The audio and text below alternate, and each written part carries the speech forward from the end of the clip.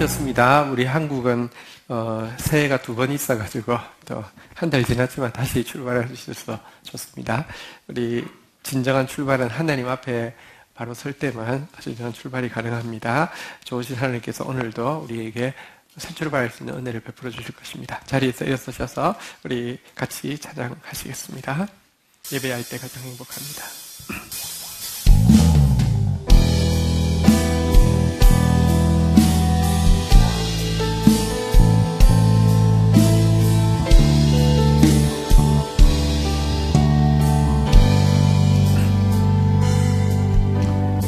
숨이 찰 정도로 힘든 순간이 와도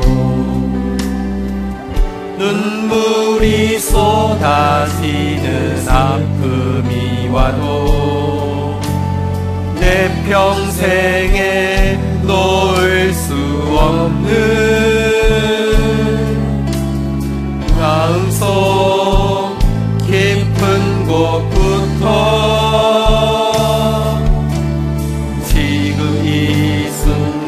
이 마지막일지라도 마지막 순간에 나 고백할 노래 내 평생에 놓을 수 없는 마음속 깊은 곳부터 예배할 때 가장 행복합니다. 예배할 때 가장 행복합니다. 나를 구하시고 날 사랑하신 주님께 예배할 때 가장 행복합니다. 예배할 때 가장 행복합니다. 예배할 때 가장 행복합니다. 나를 구하시고 날 사랑하신 주님께 예배할 때 우리 다시 한번 고백하겠습니다. 숨이 찰 정도로 힘든 순간이 와도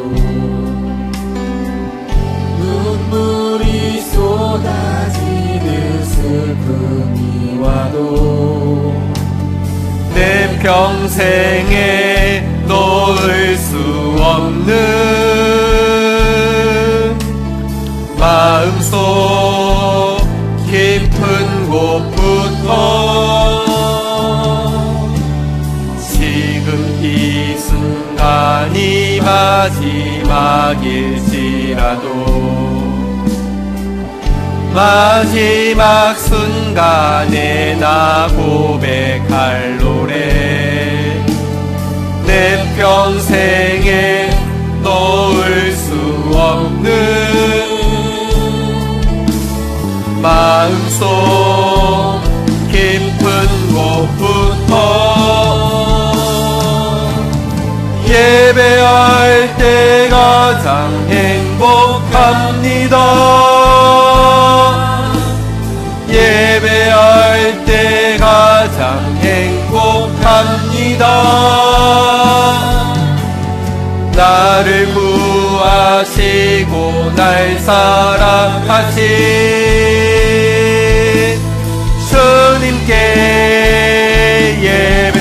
예배할 때 가장 행복합니다. 예배할 때 가장 행복합니다. 예배할 때 가장 행복합니다. 나를 구하시고 날 사랑하신 주님께 예배할 때 함께 묵상기도로 하나님 앞에 나아가겠습니다.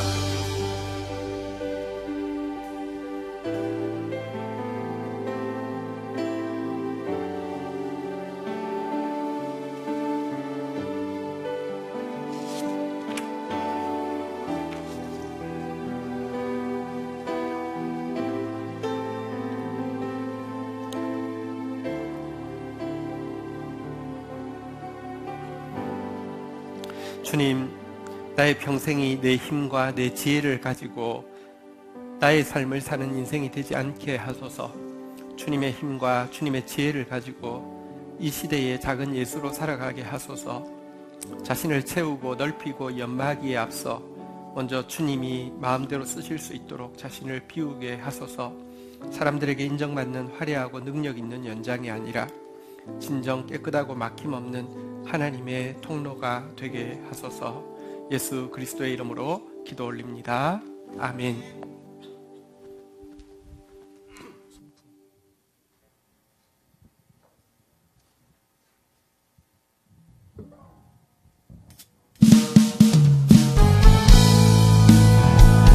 함께 자리에서 일어나셔서 박수로 하나님을 찬양하시도록 하겠습니다.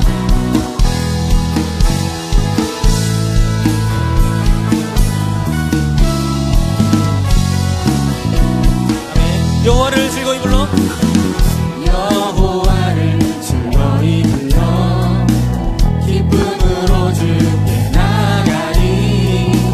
여호와 하나님 나 주의 백성 들으시는 양이라. 여호와를 즐거이 불러, 여호와를 즐거이 불러 기쁨으로 주께 나가리. 여호와 하나님 난 주의 백성 기르시는 양. 아멘. 감사함으로 주를 높이며 그 문에 들어가서 찬송함으로 그 이름을 송축할지. 감사함으로 주를 높이며 그 문에 들어가서 찬송함으로 그 이름을 송축할지. 한번 찬양합니다. 여호와를 즐거이 불러, 여호와를 즐거이 불러 기쁨으로 주께 나가리. 여호와 하나님 난 주의 백성 기르시는 양이라. 아멘. 여호와를 즐거이 불러, 여호와를 즐거이 불러 기쁨으로 주께 나가리. 여호와 하나님 난 주의 백성 기르시는 아멘. 감사함으로 주를 높이며 그 문에 들어가서 찬송함으로 그 이름을 송축하리. 감사함으로 나갑니다. 감사함으로 주를 높이며 그 문에 들어가서 찬송함으로 그 이름을 송축할지어다. 아멘. 주의 선함과 인자하심이, 주의 선함과 인자하심이 영원하고 주의 성실하심이, 주의 성실하심이 세대에 미치리로다. 우리 박수로 나갑니다. 감사함으로 주를 높이며 그 문에 들어가서 찬송함으로 그 이름을 우리 다 함께 주님을 찬양합니다. 아멘. 감사함으로 주를 높이며 그 문에 들어가서 찬송함으로 그 이름을 송축할지어다.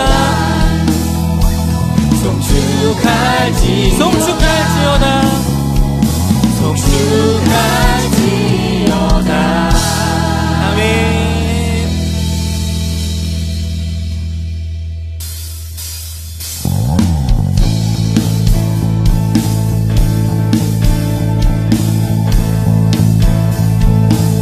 예수 열방의 소망, 예수 열방의 소망. 예수 우리의 위로자. 주는 온 땅에 영원한 소망. 예수 어둠 속의 빛,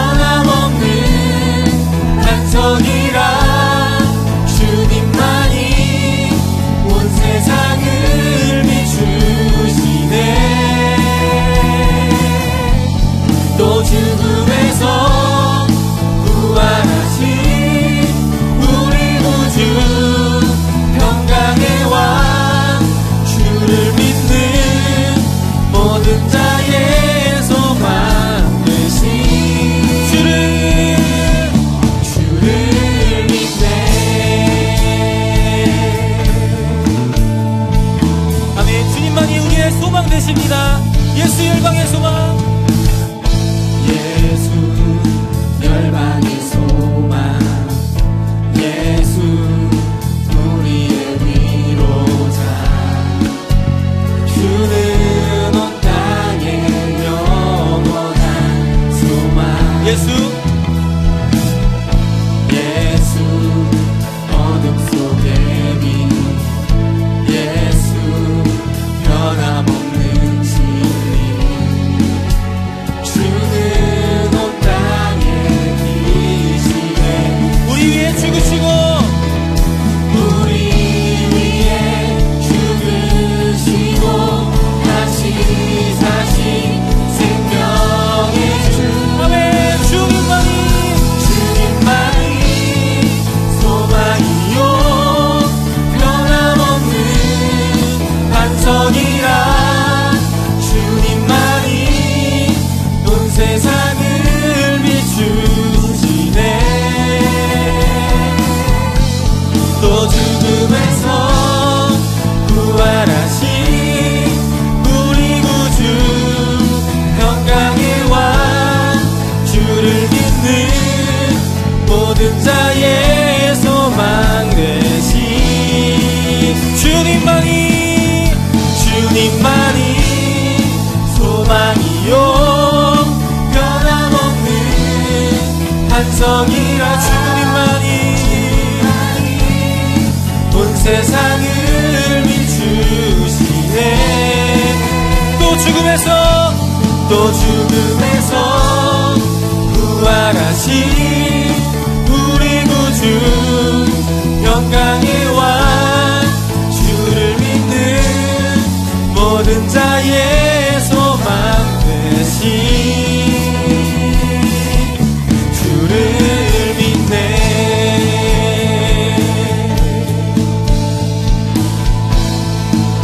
우리 위에 죽으시고 우리 위에 죽으시고 다시 사신 우리 위에 죽으시고 우리 위에 죽으시고 다시 사신 생명의 주. 아멘. 우리의 고백으로 나갑니다.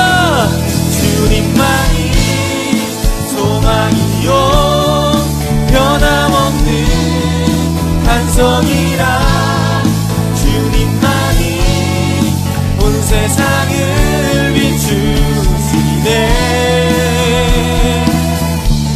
또 죽음에서 부활하신 우리 구주, 평강의 왕, 주를 믿는 모든 자의 소망 되신 주를 믿네.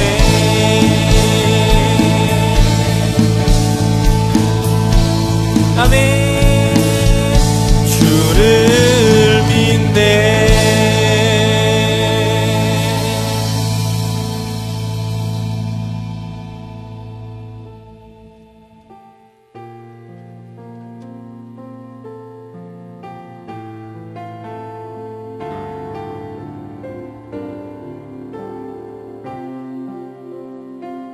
나는 하나님을 예배하는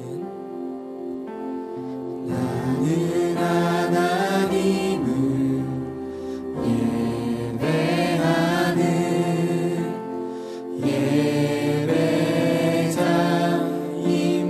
예배자입니다. 내가 서 있는 곳 어디서나 하나님을 예배합니다. 내 영혼 거룩한 그대를 향하여 내 마음 완전한 하나님 향하여 이곳에서 바로 이 시간 하나님을 예배합니다. 아멘. 나는 하나님을 예배하는 나는 하나님을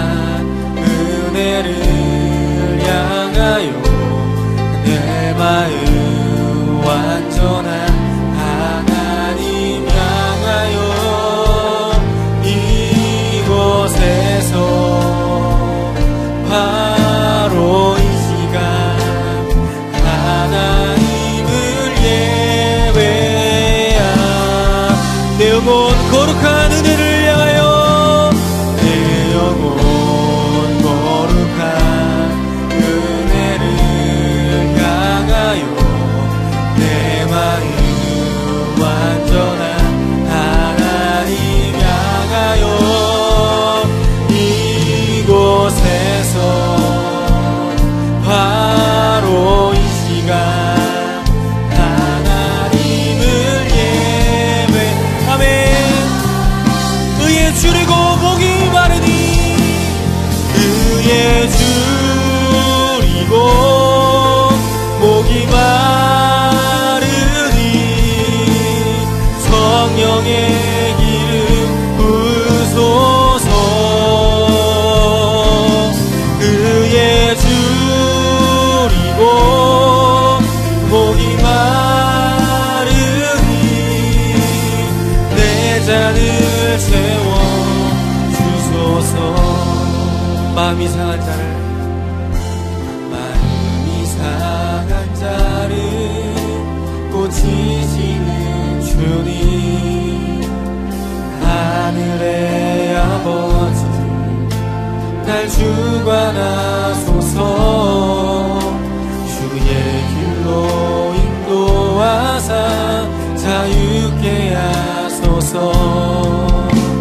새 일을 행하사 굳게 하소서 아멘 의에 줄이고 의에 줄이고 목이 마르니 성령의 아멘 부으소서 의에 줄이고 목이 마르니 네 우리 더욱더 큰 목소리로 찬양합니다 의에 줄이고 의에 줄이고 목이 마르니 성령의 기름 부으소서 의에 줄이고 목이 마르니 네 우리 더욱더 간절한 목소리로 찬양합니다 의에 줄이고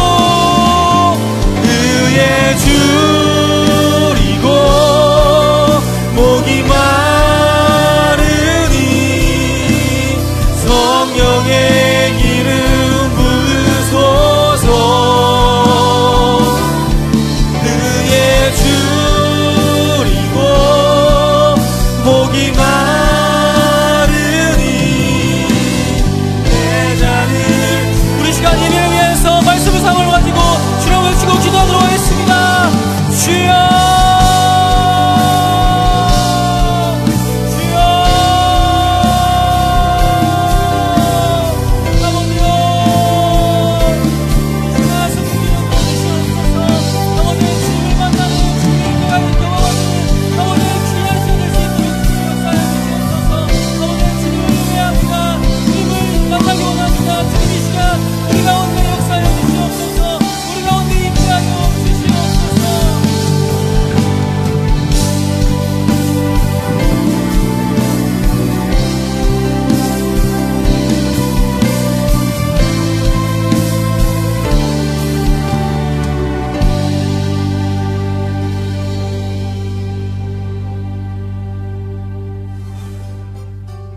다음 세대 교회 뉴스 말씀의 만나가 풍성한 다음 세대 교회에 오신 여러분들 진심으로 환영합니다. 처음 오신 분들은 새가족실에서 뵐 수 있기를 기대합니다. 2019년 공동체 표어는 의의 열매가 가득하리라입니다. 명절 기간을 맞아 가정을 축복하고 이웃을 축복하는 은혜의 통로가 되시기를 바랍니다. 주보와 함께 배부되는 가정예배지를 활용하셔서 가족들과 함께 다시 한 해를 허락하시는 하나님께 감사하는 시간을 가지시기 바랍니다. 명절 연휴 기간 주중예배는 정상적으로 진행됩니다. 오늘 예배는 1, 2부 예배만 드리며 3부는 진행되지 않습니다. 건물 재계약을 위한 보증금 지불이 완료되었습니다. 기도와 헌신으로 함께해 주신 성도님들께 진심으로 감사드립니다. 궁율사역팀에서 노숙인들을 위한 조식 나눔 봉사를 함께하려고 합니다.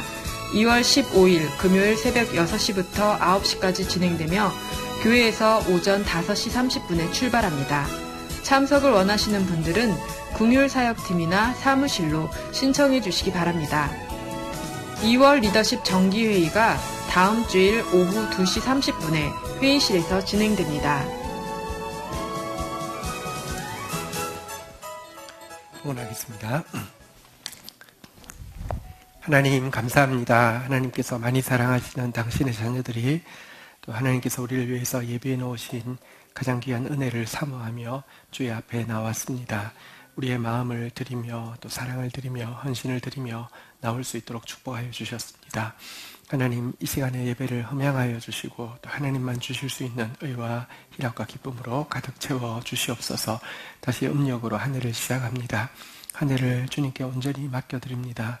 우리에게는 소망이 없지만 언제나 신실하신 주님께 소망이 충만함을 고백합니다. 의의 열매가 가득한 한 해가 되어질 수 있도록 모든 성도들에게 구체적으로 일하여 주시옵소서. 예수님의 이름으로 기도 올립니다. 아멘. 네. 오늘 설날입니다. 설날을 앞두고 있습니다. 우리 지방으로 내려간 성도들 많지만 또 함께 예배드리는 가족이 있어서 행복합니다. 우리 옆에 분들에게 한번 인사하겠습니다. 새해 복 많이 받으세요. 네. 명절에는 떡국을 먹어야 되는데 주방팀에서 지금 떡국을 준비하고 있습니다. 냄새 나시는 것 같죠?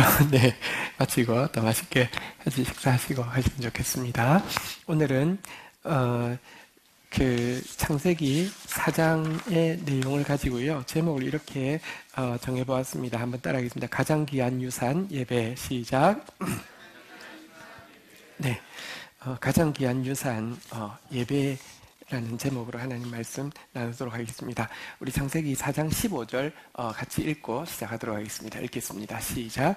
여호와께서 그에게 이르시되 그렇지 아니하다. 가인에게 표를 주사 그를 만나는 모든 사람에게서 죽임을 면하게 하십니다. 인류 첫 범죄자인 가인, 그것도 존속 살해, 아무 죄가 없는 동생을 자기가 하나님 앞에 바른 예배를 드리지 못해서 하나님께 연락되지 않았는데 사실은 자기가 여러분 원죄가 뭐냐고 하면 교만이거든요. 내가 하나님께 예배 드리는데 하나님께서 부족하다고 온전하지 않다고 이야기하면 회개하면 될 것인데요. 하나님을 향해서 분노하고요. 뿐만 아니라 그렇게 된 이유가 바로 자기 동생이 없었으면 이런 일도 없었을 텐데 그래서 동생을 죽여버린 사실은 책임 전가와 교만, 그래서 존속 살해를 행한 가인이지만 하나님은요 그런 가인도 멸망하기를 원치 않으셨습니다. 만약에 그런 가인이 멸망했다고 하면 인류 자체가 그러니까 아담, 하와 이후 가인 이때부터 끝났을 것입니다. 그리고 또 그럴 뿐만 아니라 생각해보면 우리도요 아벨의 편에 서고 싶지만 대부분의 경우 가인의 편에 설 때가 참 많습니다. 우리도 끝났을 것입니다. 하나님은 죄인이 멸망받는 것을 원하지 않습니다. 그래서요 가인을 죽이는 자는 벌을 7배나 받을 것이라고 그에게 보장을 해주셨습니다. 대신에 그에게 그냥 이렇게 무조건적으로 용서하는 것으로 끝나지는 않았습니다. 여기 보니까요 한번 따라하겠습니다. 표를 주사. 이 표란 무엇이냐고 하면요 가인 자기에게 또 다른 사람들에게 징표인데요. 아마 이런 것일 것입니다. 너는 지금 징계 가운데 있다. 너의 징계는 무엇이냐고 하면 이 세상을 살아갈 동안에 정착하지 않고 끝없는 유리방황을 통하여서 호통을 통하여서 너의 죄를 깨닫고 너의 죄를 용서하시는 하나님의 긍휼을 입어야 한다라는 하나님의 징계의 표시일 것이고요. 또 한 가지는 가인이 가지고 있는 표를 보는 사람마다 아무도 저를 건드리지 말라. 저에게 하나님의 긍휼이 있다. 하나님은 저를 구원하시기를 원한다. 이 모습을 다 동시에 보여주는 이 표를 그에게 주셨습니다. 여러분, 우리가 인생을 살아갈 때 한 가지 꼭 기억해야 합니다. 어떻게 하면 고통이 없을까를 생각하지 마시고요. 어떻게 하면 고통을 통하여 깨달을 수 있을까를 집중해야 합니다. 우리는 지금 가인의 우선으로서 가인처럼 하나님의 긍휼 가운데 있지만 또 징계 가운데 있는 존재들입니다. 우리는 이것을 통해서 깨닫는 것이 중요하지 고난이 없어지는 것이 중요한 것이 아닙니다. 어쨌든 이렇게 해서 그는 이제 유리방황하는 징계를 하나님의 긍휼 가운데 시작하게 되었는데요. 그렇지만 가인의 선택은 무엇이었을까요? 16절 보면 가인의 선택이 나옵니다. 같이 읽겠습니다. 시작. 가인이 여호와 앞을 떠나서 에덴 동쪽 놋 땅에 거주하였다. 저쯤에는 하나님의 이 표를 가지고 그래 나는 징계 가운데 있어. 나는 여기서 정착하고 여기서 얼마나 잘 먹고 잘 사느냐가 중요한 게 아니라 하나님이 주실 회복하실 하나님 나라에 들어가기 위해서 나는 고통 가운데 깨달아야 돼. 회개해야 돼. 이렇게 하면서 방황을 시작했겠지만 조금 가다 보니까 힘들고 귀찮으니까 유리방황하는 것을 그치고요. 놋이라는 땅에 정착하여서 거주하기 시작하였다. 이렇게 이야기하고 있습니다. 하나님의 주신 명령, 유리방황하라는 하나님 주신 기회, 구원의 기회를 무시하고는요. 자기 방식대로 살기로 결정을 해버린 것입니다. 자, 이렇게 정착해서 살 때 그에게 17절에 보니까요. 한번 같이 읽도록 하겠습니다. 읽겠습니다. 시작.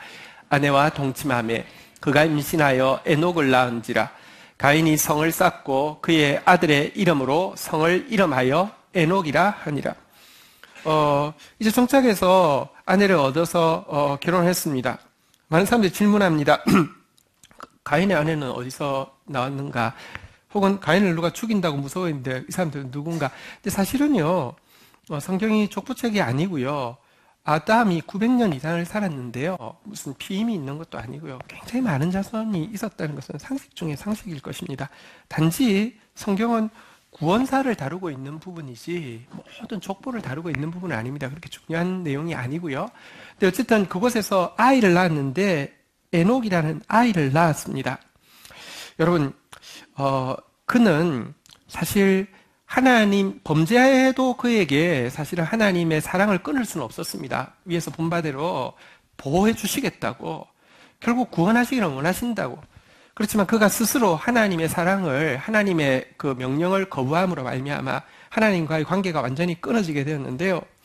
인간은 하나님이 지으셨기 때문에 누군가를 사랑하지 않으면 살 수가 없는 존재입니다. 또 그가 지금 하나님을 완전히 이제 그냥 배반을 해버린 거잖아요. 하나님이 주신 기회와 명령을 무시했기 때문에 내면 속에 두려움이 있습니다.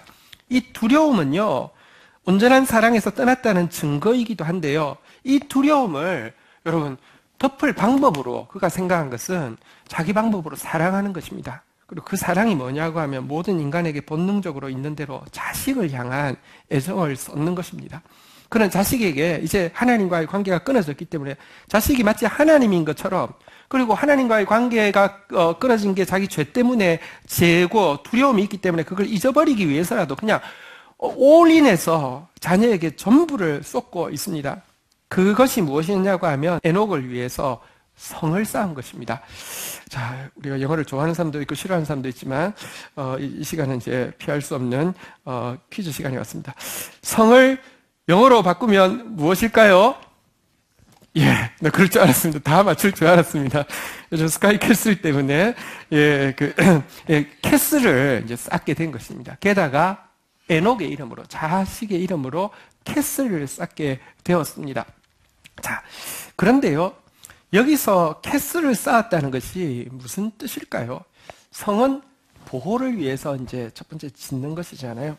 자녀를 보호하기 위해서 캐슬을 쌓았는데요. 이 캐슬, 요즘 말로 하면 캐슬의 핵심은 스카이 캐슬에도 나오는 것처럼 교육일 것입니다.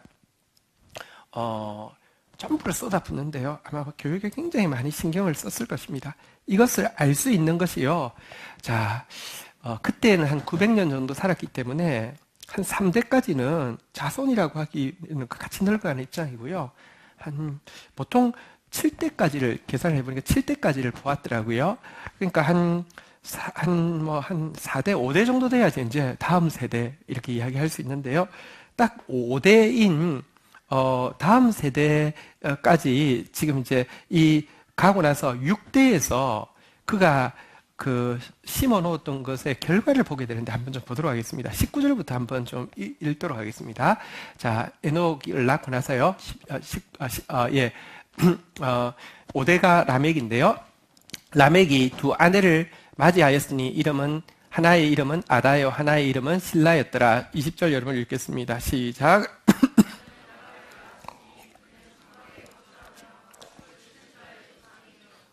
21절 제가 읽을게요. 그의 아우의 이름은 유발이니 그는 수금과 퉁소를 잡는 모든 자의 조상이 되었으며 22절 읽겠습니다. 시작. 뒤에 온풍기 좀 꺼주세요. 온풍기.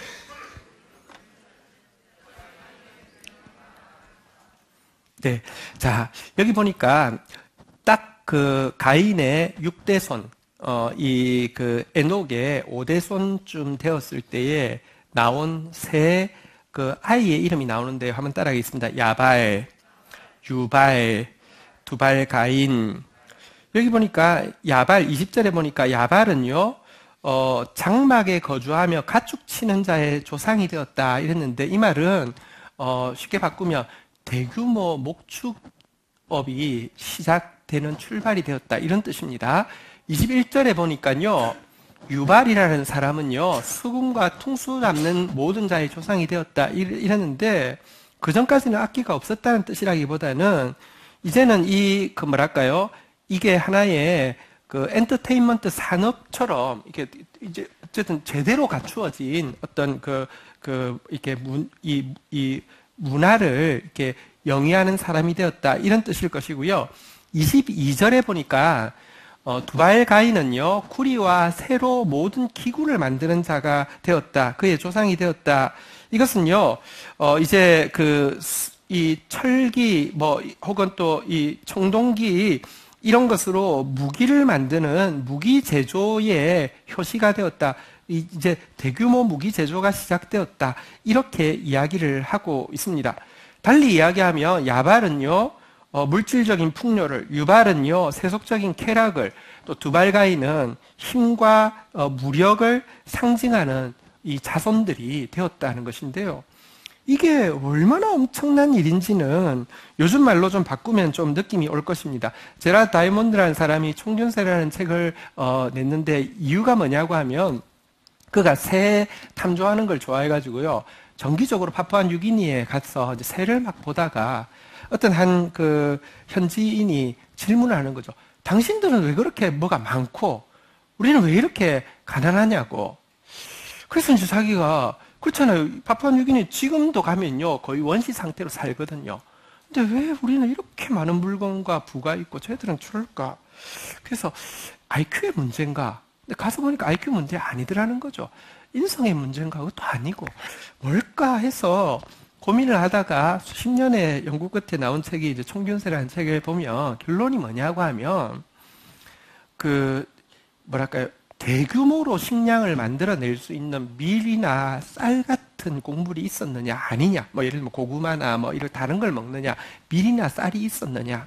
두 번째, 이 밀이나 쌀을 인간의 힘이 아니라 대규모로 하려고 하면 이게 목축 같은 것을 이렇게 소랄지, 사람이요 이 세상에 짐승이 참 많지만 가축화 시켜가지고요 힘을 얻을 수 있는 짐승이 몇 종류 안 되거든요. 예를 들면 소, 말, 그다음에 코끼리, 낙타.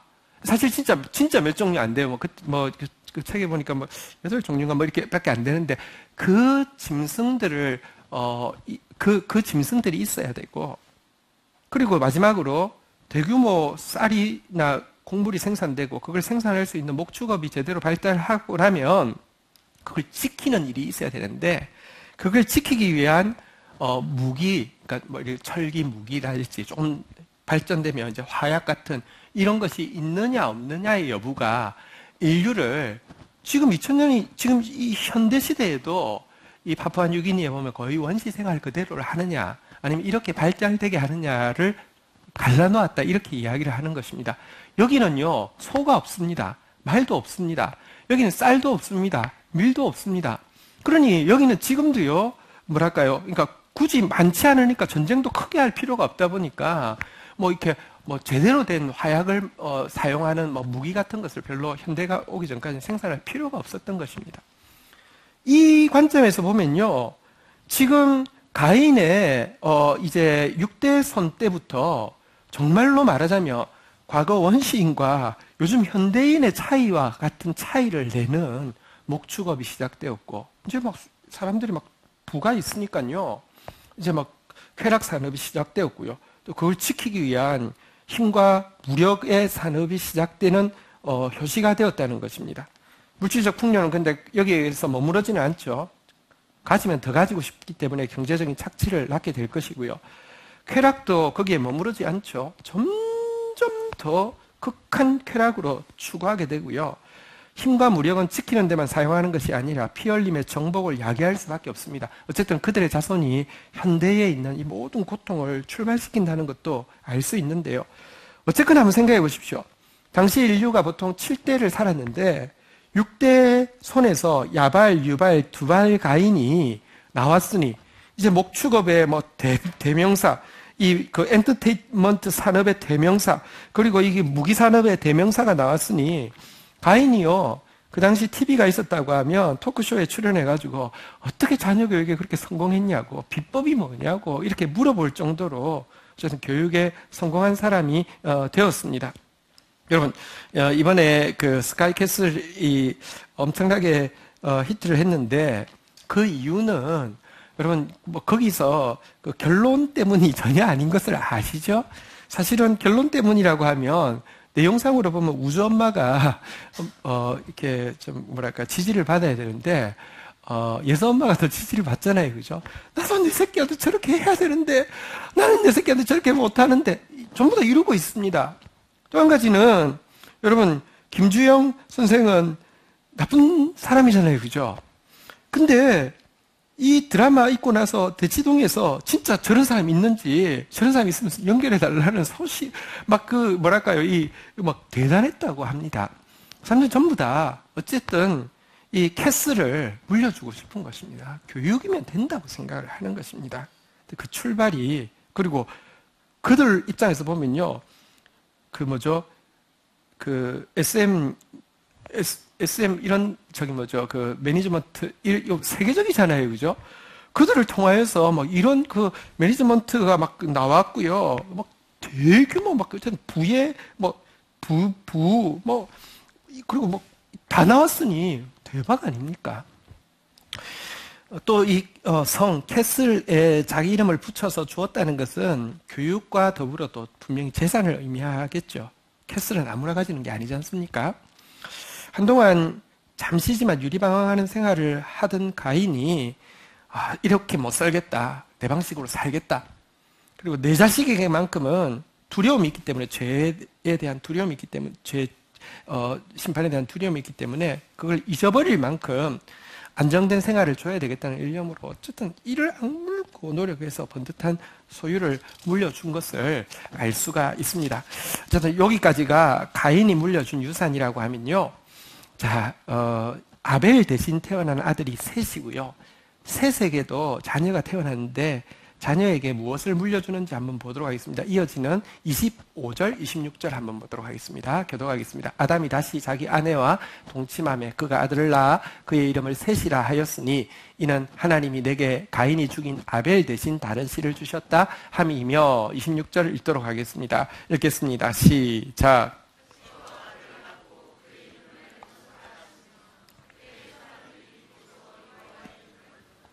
자, 셋은 에노스라는 자녀를 낳았는데요. 여기 26절의 내용을 아무리 보아도 뭔가 유산을 별 내세울 만한 유산을 물려준 것처럼 보이지 않습니다. 다시 말하면 무슨 좋은 사교육을 시킨 것도, 번듯한 재산을 물려준 것도 기록되어 있지 않습니다. 근데 한 가지 유산을 물려주었는데요, 그때 사람들이 비로소 여호와의 이름을 불렀더라. 이 표현은 무슨 뜻이냐고 하면, 그 전까지는 여호와의 이름을 안 불렀느냐 그런 뜻이 아니라 이제 가족이, 회중이 같이 모여서 하나님께 드리는 예배가, 공적인 예배가 시작되었다는 의미입니다. 다시 말하면 셋은 에노스에게 예배를 유산으로 물려주었다는 것입니다. 물론 그때의 예배가 지금처럼 주악에 맞추어 묵상기도 드림으로 예배를 시작하겠습니다. 축도로 예배를 마치겠습니다. 이런 이제 순서는 지금처럼 갖추어지지 않았을 거예요. 지금의 순서는 유대인들이 흩어지고 나서 회당이라는 각 흩어진 지역에서 모여서 예배를 드리는데 따로 제사장이 없고 이러기 때문에 어떻게 해야 될까 하다가 생겨진 것이 지금 우리 현대 예배까지 영향을 미친 것이고요. 그때는 정말 진짜 예배의 의미에 집중하는 예배였겠죠. 예배라는 단어의 뜻은요, 한번 따라하겠습니다. 입맞추다. 하나님께 사랑의 고백을 하는 것이죠. 하나님과 키스를 하는 것이죠. 한번 따라하겠습니다. 엎드리다. 하나님 앞에서 완전히 굴복하는 거, 이게 예배인데요. 셋은 에노스에게 그 다음 때에다가 그 다음 세대들에게 하나님을 예배하는 예배를 유산으로 물려주었다는 것입니다. 가인은 자기 자식들의 인간적인 능력을 확장시키는 데 집중했다고 하면, 셋은 하나님과의 관계를 성장시키는데 자식들에게 힘을 썼던 것을 알 수 있습니다. 자, 이제 질문을 하겠습니다. 여러분은 이 두 가지 유산, 가인의 유산, 다시 말하면 교육과 재산을 물려준 것, 이 셋의 유산, 다시 말하면 예배하는 것을 물려준 것, 이 두 가지 중에서 어떤 유산이 더 좋은 유산이라고 생각하십니까? 아니면 여러분들이 자녀라고 하면 어떤 것을 유산으로 받기를 원하십니까? 답은 정해져 있습니다. 예배와 함께 캐스를 물려주는 것이죠. 뭐 금상첨화죠. 네. 자, 그런데 이제 이렇게 두 개 다 선택하는 것은 답이 절대로 될 수가 없습니다. 어떤 교회를 잘 다니고 공부를 잘하는 딸이 고등학교로 올라가게 됐는데요. 아주 영민한 딸인데 교회를 다니는 엄마한테 이런 제안을 했다고 합니다. 엄마, 나 이제 고등학교 가니까 고등학교 기간 동안은 교회 안 다니고 열심히 공부만 할게. 그런데 좋은 대학 들어가고 나면 다시 교회 갈게. 그럼 일거양득 아니야? 이렇게 이제 이야기를 했다는 겁니다. 그때 엄마는 어떤 생각을 했을까요? 하나님 감사합니다. 이렇게 영민한 딸을 주셔서 감사합니다. 그런 방법이 있었군요. 대부분 그렇게 생각할 것입니다. 제가 둘 중에 하나를 선택하라고 이야기했는데요.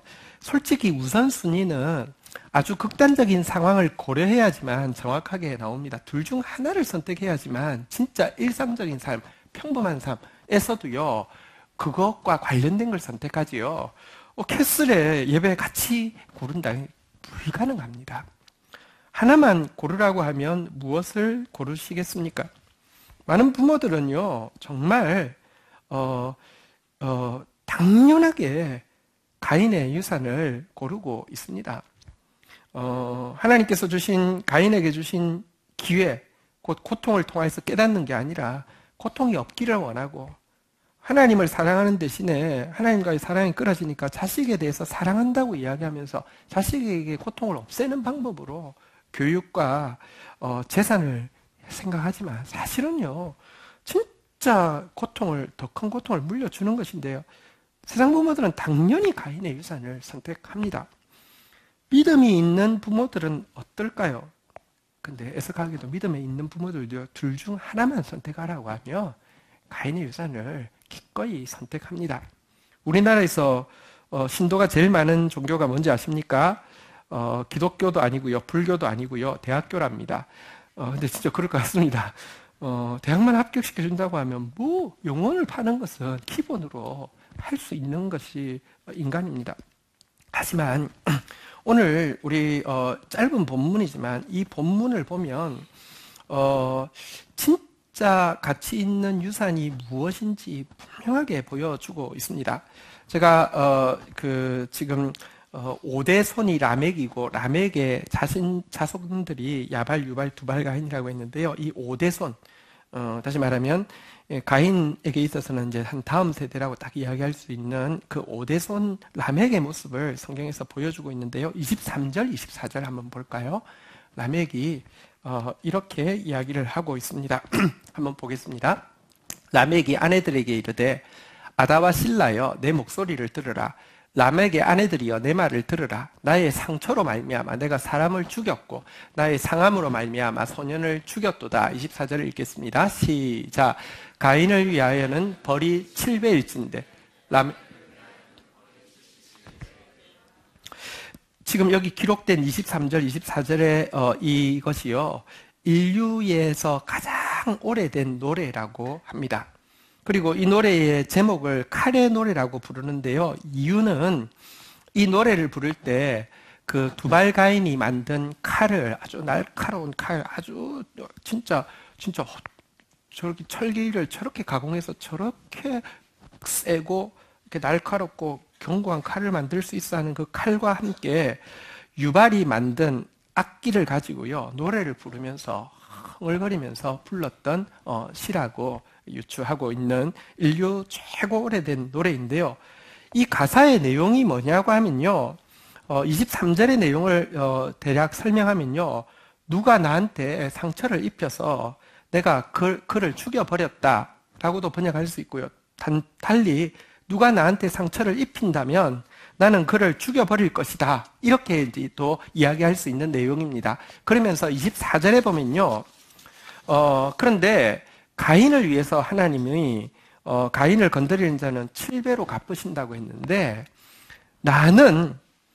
나를 누가 건드린다고 하면 나는 내 스스로가 77배를 갚을 것이다. 무엇으로? 이 칼을 가지고. 이런 노래입니다. 다시 말하면 이 부분을 보면요, 죄가 절대로 가만히 있지 않고 성장한다는 것을 보여줍니다. 가인은 살인한 사실을 숨겼지만 라멕은요, 그것을 떠벌려 자랑했고요. 가인에게 임한 하나님의 긍휼의 표시, 너를 누가 죽이려고 하면 7배를 갚을 것이라는 말을요, 내 칼은 77배를 갚을 것이라고 이야기함으로 말미암아 하나님의 긍휼을 조롱하는 모습까지 보여주고 있습니다. 이것이 왜 하나님께서 그냥 가인에게 용서하고 없었던 일로 할게 하지 않고 고통이라는 과정을 주셨는지 이유입니다. 하나님께서 용서하신다고 되는 것이 아닙니다. 인간은요, 반드시 이런 모습으로 죄악이 성장하게 되어 있기 때문에 그렇습니다. 이것이 여러분 가인의 쌓은 캐슬의 이 결과의 모습을 잘 보여줍니다. 그런데 정확하게 셋에게도 5대손, 가인의 5대손이 라멕이라고 하면 셋에게도 5대손이 나왔는데요. 그 5대손이 누구냐고 하면 바로 하나님과 300년 동안 동행했던 에녹입니다. 에녹이 하나님과 300년 동안 동행하기 전에 기록을 보면요, 그는 결혼을 해서 자녀를 낳았습니다. 결혼해서 자녀를 낳아서 살았다는 것은요, 그는 경제적인 생활을 했다는 것입니다. 경제를 책임졌다는 것입니다. 우리와 똑같은 생활을 했습니다. 그러나 그는 유산을 받았습니다. 하나님 앞에 입 맞추고 하나님 앞에 엎드리고 하나님 앞에 같이 예배드리는 이 유산이 그에게 이제 5대손쯤 되었을 때, 다시 말하면 이제 에노스로부터 4대손쯤 되었을 때는 정말 꼽히게 되어서요, 진짜 하나님을 예배하는 사람이 되었습니다. 그래서 그는 모년의 300년은 하나님과 철저하게 동행했습니다. 앤드루 보나드라는 사람의 소설에 보면 욥의 마지막 날, 곧 하나님께서 천국으로 산채로 승천시키는 날의 마지막 대화를 이렇게 상상해서 기록했습니다. 하나님이 이렇게 말씀하십니다. 예, 욥이 아닙니다. 죄송합니다. 에녹, 우리는 지금까지 매일 여행길에서 대화를 나누었는데 이제 집으로 옮겨서 대화하자꾸나. 이것이 이제 하나님께서 에녹에게 하신 마지막 대화입니다. 자, 5대손에서 라멕과 에녹으로 갈라졌는데요. 8대손이 되어서 어떻게 되었을까요? 제가 아까 말씀드렸는데 7대까지를 보통 보았습니다. 계산해 보면 정확하게 가인도 7대손까지는 눈으로 보았습니다. 8대손은 그가 보지 못했는데 8대손에 무슨 일이 있었을까요? 성경에 보면 셋의 8대손이 누구냐고 하면 노아입니다. 노아 때 여러분이 아시는 대로 홍수가 일어나서요, 온 세상이 심판을 받았습니다. 다시 말하면 온 세상이 심판받지 않고는 감당할 수 없을 만큼 살인을 예찬하고요, 하나님의 긍휼을 조롱하고요, 여러분들 쾌락의 끝간대로 가고 탐욕의 끝간대로 가고 전쟁의 끝간대로 가는 모습을 가지고 있었기 때문입니다. 셋의 8대손은 구원을 통해서 새로운 출발을 하게 되었다고 하면, 가인의 8대손은 멸망하여서 아무도 남지 않게 된 것이 성경의 가르침입니다. 여러분, 우리가 자녀에게 줄 수 있는 가장 귀한 유산은 재산이 아닙니다. 교육이 아닙니다. 하나님을 경외하고 그분을 예배하는 이것이 우리가 사실 물려줄 수 있는 최고의 유산입니다. 한 가지 그래도 좀 짚고 넘어가고 싶은 부분이 있습니다. 셋의 자손들, 다시 말하면 에노스를 비롯해서 에녹을 비롯해서 노아, 이 사람들은요 세상적으로는 지리멸렬하고요 단지 예배하는 것 외에는 할 줄 모르는 그런 존재였을까요? 많은 사람들이 학업과 예배가 상충한다고 생각을 합니다. 그래서 자녀들이 이제 고등학생쯤 되었는데도 신앙생활을 열심히 하거나 전도사님이 새로 오셨는데 학생들 제자훈련을 시킨다고 하면 마음속으로 무한히 미워합니다. 왜냐고 하면 그러면 안 되는 것이거든요. 근데 여러분 분명한 것은 참된 이 학문과 참된 예배는 완전히 직결되어 있다는 것입니다. 성경은 가르치기를 여호와를 경외하는 것이 지식의 근본이라고 그랬습니다. 한번 따라하겠습니다. 여호와를 한번 따라하겠습니다. 경외하는 것이 한번 따라하겠습니다. 지식의 한번 따라하겠습니다. 그냥 안 따라하셔도 됩니다. 자, 따라하겠습니다. 근원이다. 그래서 여경지근 이렇게 또 이제 표현을 하는데요. 한 교수님이 하나님이 반지성주의자가 아니고요. 이 세상을 전부 하나님의 완벽한 지혜로 만드셨고 하나님께서 당신의 자녀가 무식하기를 원치 않습니다. 무식하면 복이 천대로 이어지지 않습니다. 우리에게 복이 천대로 이어지기 원하시는 하나님. 근데 한 교수님이 여경지근, 여호와를 경외하는 것이 지식의 근원이라고 하는 이것이 왜 실제인지를 5가지 이유를 들어서 설명을 한 것을 보았습니다. 들어보십시오. 여호와를 경외하는 자는 권위를 인정할 줄 알게 되고 권위를 인정할 줄 아는 자가 진짜 지식을 가지게 된다. 여러분 아무리 IQ가 좋아도요 건방지고 반항적이고 여러분들 이렇게 순종할 줄 모르면요 진짜 지식이 자라갈 수 없습니다. 여호와를 경외하는 자는 경청하게 되고 경청하는 자는 지식이 생긴다. 하나님 경외하면 경청과 직결되어 있습니다. 그리고 경청, 경청이라는 것은요, 그러니까 이제 잘 귀 기울여 듣는 것이죠. 쉐마라고 이야기하는데요. 어쨌든 이것이 지혜의 출발입니다. 세 번째, 여호와를 경외하는 자는 하나님의 성품에 참여하게 되고 이런 자에게 지식이 더한다고 했습니다. 여러분 학문에서 되게 중요한 것은 성실함이죠. 하나님이 주시는 충성됨, 여러분 하나님께서 주시는 절제, 잠시 잘하는 것은 IQ로 될 수 있습니다. 그러나 여러분 충성됨과 절제가 없이는 참된 지식이 자랄 수 없는데요. 여호와를 경외하는 사람에게는 정말 충성됨이 있고요. 절제가 있습니다.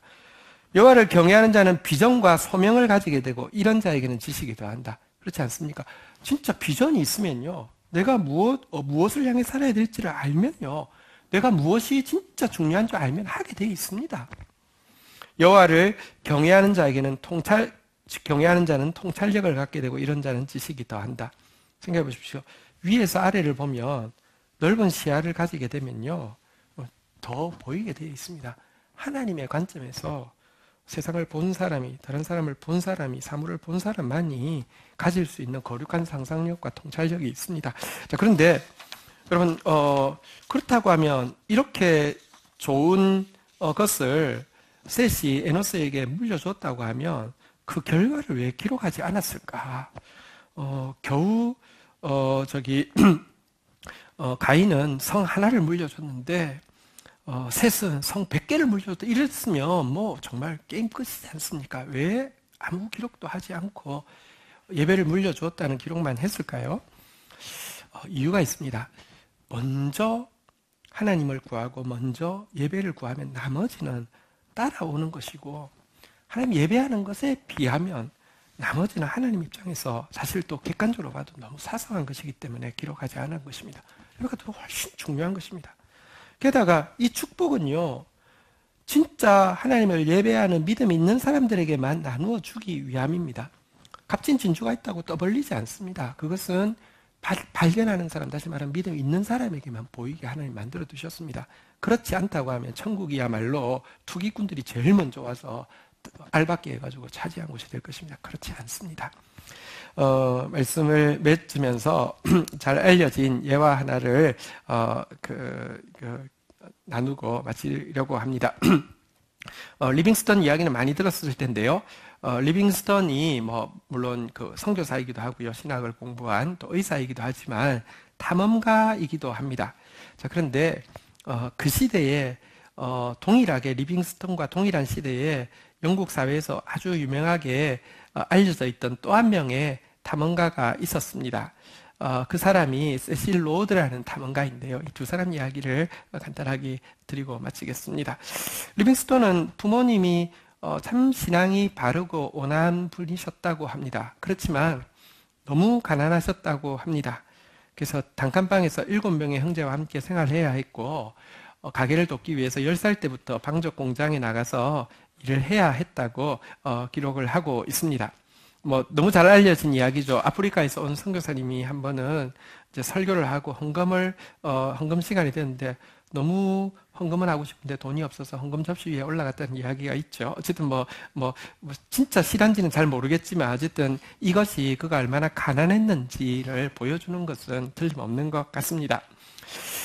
방적 공장을 다니면서 그래도 성실하게 진짜 그 인내심을 가지고 고생하면서 공부를 해서 신학도 마치고요, 의학도 마치고요, 아프리카 선교사로 가게 되었는데요. 그가 기록에 이렇게 기록을 하고 있습니다. 어렸을 때 가난과 고생이 오히려 아프리카 선교에 큰 도움을 주었습니다. 내가 다시 세상에 태어난다 하더라도 역시 가난한 집에 태어나 고생하며 자라고 싶습니다. 이런 표현을 남겼습니다. 대단하죠? 자, 그리고 부모님이 돌아가셨습니다. 비문을 리빙스턴이 이렇게 썼다고 합니다. 가난하고 신앙심 깊은 부모로 인해 모든 자녀들이 하나님께 감사를 드립니다. 자, 그런데 이 비문을 본 주위 분들이 전부 다 충고를 했습니다. 비문을 좀 고치라고. 뭐라고 고치라고 했냐면 가난하지만 신앙심 깊은 부모로 인해 모든 자녀들이 하나님께 감사드립니다. 여러분 뭐가 좋습니까? 가난하고 신앙심 깊은 부모가 좋습니까? 가난하지만 신앙심 깊은 부모로 바꾸는 게 좋겠습니까? 밑에 게 훨씬 더 낫지 않습니까?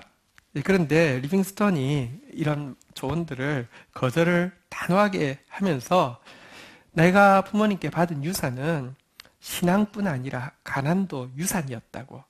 왜냐하고 하면 그 가난이 나에게 하나님만 의지하게 만드는 것이었기 때문에 너무 소중했다고 이렇게 고백을 하고 있습니다. 가난하고 신앙심 깊은 부모로 인해, 가난하고 바르게 예배하는 공동체로 인해 우리 하나님께 감사하십시다. 지난 주일에 무슨 일이 있었냐고 하면 지난 주 중에 이제 31일 날 저희 이제 이 계약을 위한 잔금을 치르는 날이었습니다. 저희가 이제 그 보증금을 2억 5천을 올려주는 대신에 이제 월세를 그만큼 이제 감하기로 해서 2억 5천을 몇 달 안에 만들어야 되는 때였는데요. 이제 중도금 1억 5천을 지불하고 잔금이 이제 1억이 남아서 이제 지난 주중에 지불해야 되는데 공교롭게도 저희가 월말에 또 월세를 내는 주간입니다. 월세가 많거든요. 엄청 많거든요. 그러니까 월세 내고 1억을 내기에 돈이 좀 이렇게 상당히 부족했습니다. 지난 주일이 되기 전에. 그래서 지난 주일날 이제 여러분들이 또 헌금을 해주셨는데 특별한 광고가 있었던 것도 아니고 헌금을 해주셨는데 제가 재정부에 보통은 2부 때까지만 개수하고 3부 때는 이제 그 다음 주에 개수를 하는데요. 지난 주에는 3부까지 좀 남아서 개수를 해달라고 했습니다. 그리고 제 마음에는 믿음은 있었지만 혹시 부족하면 이야기를 해주시면 저희 이제 임직자들하고 같이 의논하겠다고 이렇게 이제 안심을 시켜 놓았습니다. 3부를 마치고 우리 재정부에 있는 하 집사님이 이제 이야기를 하시는데 월세 내고 1억 내고 나서 20만 원 남았다고 합니다. 20만 원. 놀랍지 않습니까? 그러니까 20만 원 모자란 거하고 20만 원 남는 거하고 너무 큰 차이잖아요. 그죠? 무슨 생각이 났냐고 하면 저희가 이전에 이제 이곳으로 이전해 오기로 결정을 했는데 이전해 오기로 결정하고 여기에 이 음향 비용만 해도 1억 5천 그리고 이 지금 조명하고 이거 다 합쳐서 한 공사비만 어쨌든 거의 한 2억 가까이 들었어요. 근데 옮길 때 돈이 진짜 전혀 없었거든요. 그리고 이제 옮겨서 2억을 지출하고 또 교회도 막 좀 많이 어려웠었잖아요. 그죠? 그러고 나서 첫 재직회, 우리 3달에 한 번씩 재직회 하는데 아마 이전하고 2번째 달인가에 재직회를 했는데 결산 보고를 하는데 공사 다 하고 쓸 돈 다 쓰고 17만 원 남았다고 보고를 받아서 도대체 이게 어떻게 된 일인가 이렇게 했는데요. 어쨌든 이번에도 20만 원 남았습니다. 한번 따라하겠습니다. 가난하고 신앙심 깊은 공동체로 인해 하나님께 감사드립니다. 예. 어쨌든, 리빙스턴이, 아까 말씀드린 대로 선교사이고 또 의사일 뿐만 아니라 탐험가여서 잘 알려진 것은 빅토리아 폭포를 최초로 발견한 사람이 그였습니다. 근데 동시대에 유명한 영국의 그 탐험가, 아프리카 탐험가가 세실 로드라는 사람인데요. 이 사람도 뭐 엄청난 발견들을 하고, 발견하는 곳마다 막 엄청난 금광과 엄청난 다이아몬드 광을 발견하고요. 그것을 가지고 영국으로 이렇게 보냄으로 말미암아 영국에서 완전 영웅이고 애국자 취급을 받게 되었습니다. 물론 그 과정에서 수많은 아프리카 원주민들을 학살했는데요. 반대로 리빙스턴은 탐험을 하는 이유가 선교하기 위함이고 또 이렇게 의소를 나누기 위함이다 보니까요. 그가 가는 곳이 먼저 발견되어진 곳은 이렇게 막 착취하고 이런 것을 하는데 방해가 되었기 때문에 영국 사회에서 미치광이고 반역자라고 비방을 받게 되었습니다. 그런데 제가 지금 세실 로드 이야기했지만 한 세기가 지나자 세실 로드는 아무도 기억하는 사람이 없습니다. 그의 무덤도 흔적도 없이 사라졌습니다. 네, 리빙스턴은요 국립묘지에 안장되어 있고요. 지금도 전 세계인의 존경을 받고 있습니다. 죽음으로 끝난 것도 아니고요. 그 이후에도 계속 영향을 끼치고 있습니다. 아프리카 선교단체 중에서 아프리카 인랜드 미션이라는 에임이라는 단체가 있습니다. 아프리카에서 가장 활발하게 활동하고 있는 단체고요. 수백만 명이 그 단체를 통해서 진정한 복음에 이르렀다고 평가합니다. 이 단체의 설립자 피터 카메론 스콧이라는 사람이 이 단체를 처음 시작하게 된 것이 그가 리빙스턴의 묘비 앞에서 무릎을 꿇고 하나님 앞에 나도 이렇게 살게 해주십시오. 헌신한 것이 출발이 되었다고 이야기하고 있습니다. 말씀을 정리하겠습니다. 여러분 우리는 올해 의의 열매가 가득하리라는 하나님의 약속을 받았고요. 구정이 됨으로 말미암아 다시 한번 그 약속을 시작할 수 있어서 기쁩니다. 자, 그런데 우리가 사실은 기대하는 만큼 됩니다. 사람은 참 이상합니다. 영적인 존재이기 때문에 기대하면 됩니다. 우리 홍정길 목사님 그런 이야기를 하셨습니다. 자기가 친구들하고 같이 자라는데 분명히 쟤는 별로 머리가 안 좋아서 이렇게 교수 될 요원도 아니고 쟤는 별로 인간관계나 말도 잘 못해서 정치할 요원도 아닌데 보면 꼭 교수 되겠다고 하는 애는 머리가 안 돼도 교수가 되고 꼭 정치하겠다고 하는 애는 실력이 안 돼도 정치를 하더라. 사람은 참 원하는 대로 되더라. 그런 이야기를 홍 목사님 하시더라고요. 근데요, 열매가 가득하리라 그랬는데요. 이 열매는요, 여러분들이 원하는 게 결국은 될 겁니다. 무슨 말이냐고 하면 의의 열매가 가득하리라고 성경은 다시 말하면 말씀 이의 열매가 가득하리라고 분명히 이야기하고 있지만 결국 인간은 내 원하는 대로 열매 맺게 됩니다. 여러분들의 원하는 열매가 가인의 유산을 물려줄 수 있는 가인과 같은 사람이 되기를 원하면 결국 그런 삶을 살게 될 것이고요. 오늘 우리가 영원에 있다 사는 사람인데 셋의 유산이 어떤 것인지 우리가 분명히 보았는데요. 그것이 우리의 소원이 되면 그건 또 말씀에 합치되는 것이기 때문에 반드시 그런 의의 열매가 가득할 것입니다. 우리 공동체가 우리 공동체에 속한 각 가정들이 셋의 유산을 물려줄 수 있는 가장 귀한 유산은 하나님 예배하는 것이라고 진짜 그것을 누리고 물려줄 수 있는 사람들로 세워지기를 주의 이름으로 부탁드립니다. 자리에서 일어서시겠습니다. 우리 같이 한번 예배할 때 가장 행복합니다. 이 고백으로 주님 앞에 나가도록 하겠습니다.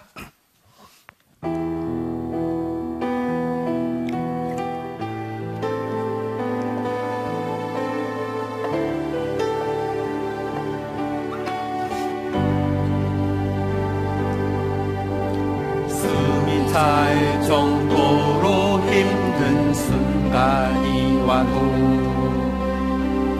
눈물이 쏟아지는 슬픔이 와도 내 평생에 놓을 수 없는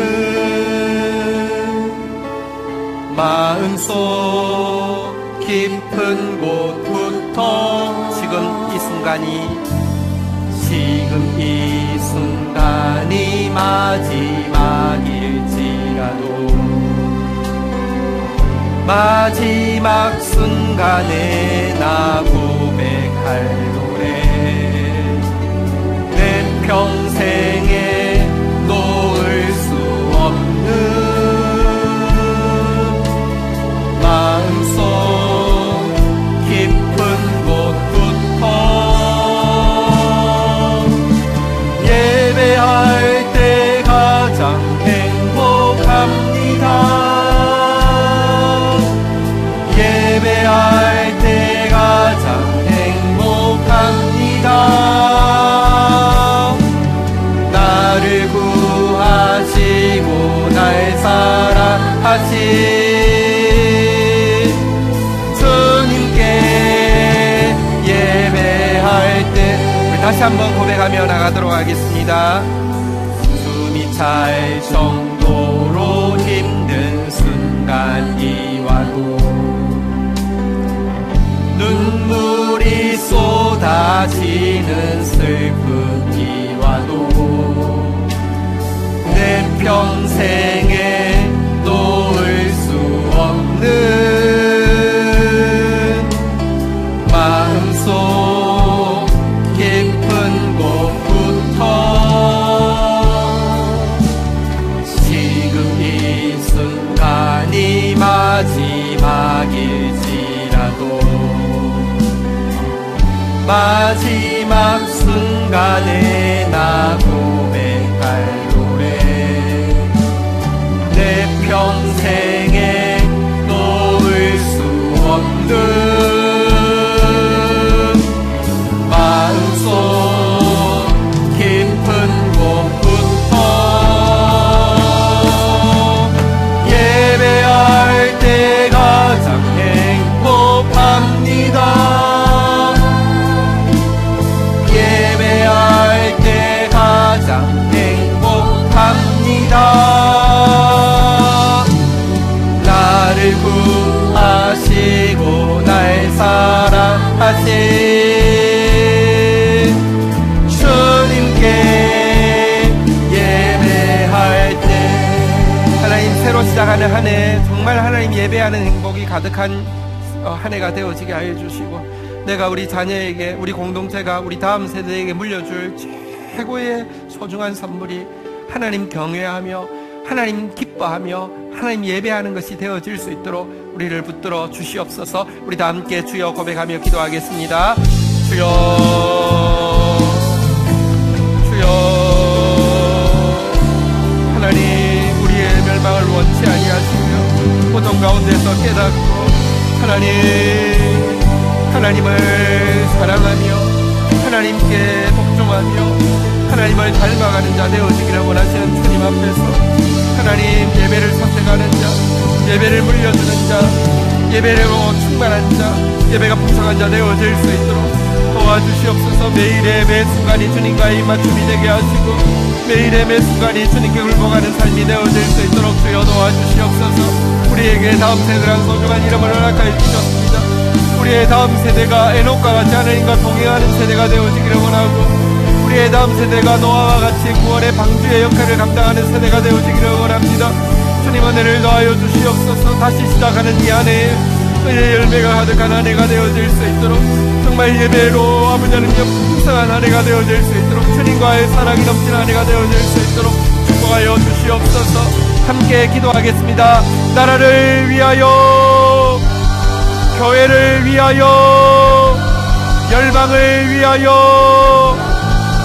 명절 기간입니다. 우리 지체들 우리 친척들을 만날 때 그냥 사람으로 보지 마시고요, 영혼으로 보셔서 그의 영혼의 구원을 위해서 섬기려고 하면 얼마든지 주님의 마음으로 섬길 수 있습니다.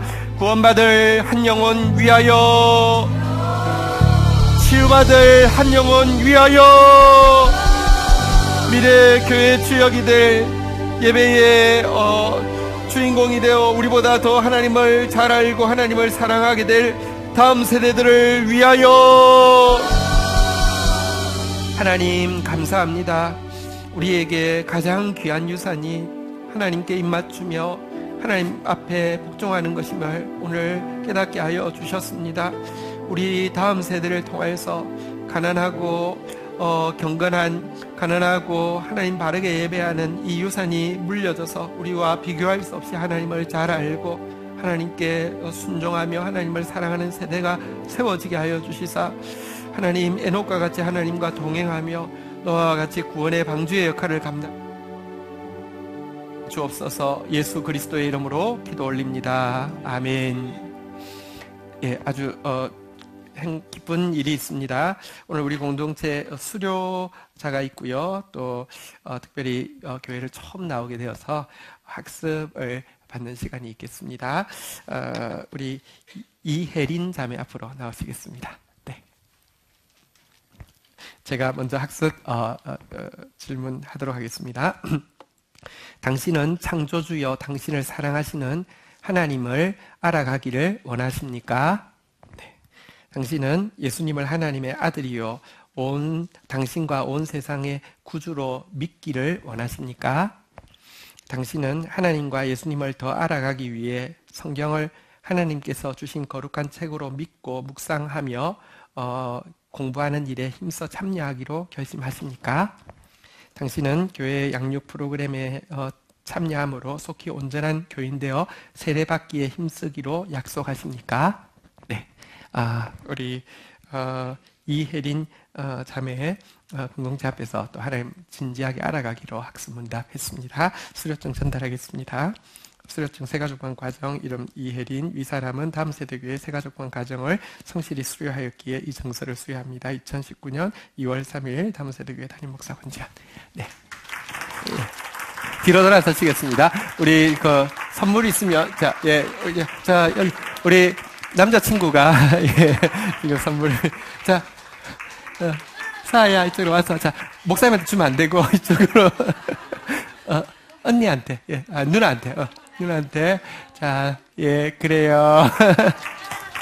네, 감사합니다. 네. 우리 설날 가족 예배 순서지 이제 안에 넣어드렸는데요. 또 가셔서 우리 또 가족들과 함께 또 이렇게 여기 순서 잘 되어 있으니까 또 같이 예배하면서 풍성한 시간 가지시기를 바랍니다. 자리에서 일어서시겠습니다. 우리 옆에 분들 다시 한번 오늘 우리 새해 복 많이 받으세요 인사할 때 가인의 복 아닙니다. 우리 새새 복입니다. 이 새새 유산입니다. 이런 마음 담아서 우리 옆에 분들에게 한번 인사하겠습니다. 새해 복 많이 받으세요. 네, 감사합니다. 떡국이 준비되어 있습니다. 설날에는 떡국 먹어 주셔야 됩니다. 웬만하면 다 드시고 가시면 좋겠습니다. 축도하겠습니다. 여호와는 내게 복을 주시며 너를 지키시기를 원하며 여호와는 그 얼굴을 내게 비추사 은혜 주시기를 원하며 여호와는 그 얼굴을 내게로 향하여 드사 평강 주시기를 원하노라. 주 예수 그리스도의 은혜와 아버지 하나님의 사랑과 성령의 교통하심이 너희 무리와 함께 계실지어다. 아멘. 감사합니다.